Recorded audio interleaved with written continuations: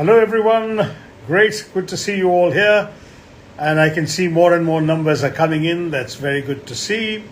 All of you are welcome to watch and to type in your questions in the comments box. I obviously won't be able to get to all of them, but I will do a few. I just want to thank you all for joining this campaign by the Indian National Congress social media team, which is focused on the burning issues facing the country today, particularly asking for Speak Up India.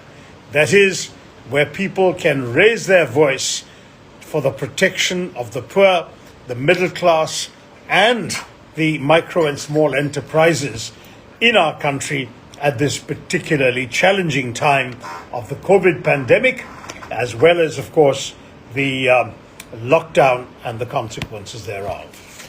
This is sort of a virtual dharna.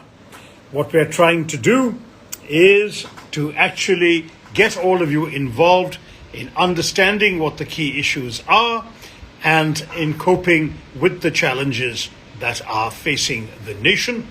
I want to tell you all that our message is very simple and very clear.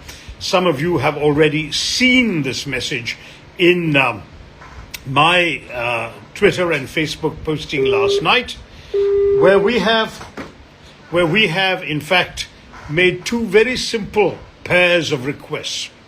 The first is to transfer 10,000 rupees immediately to families below the poverty line.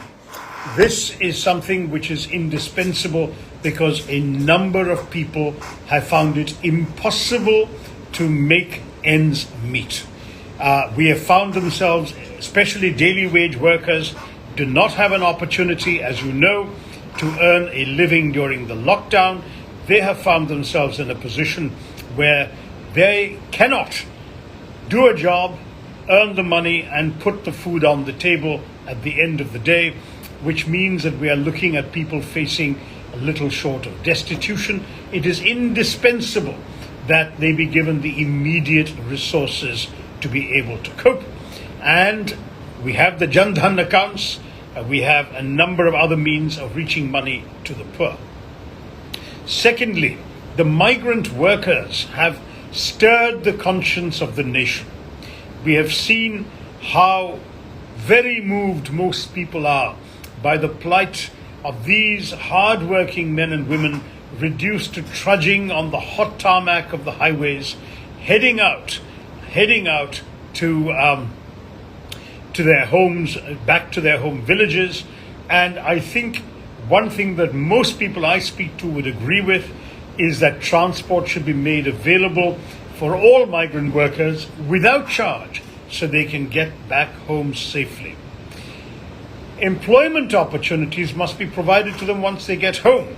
And this is why, linked to this request, is our request that the Mahatma Gandhi National Rural Employment Guarantee Scheme should not just be activated, but should be doubled so that we actually have 200 days of paid employment given.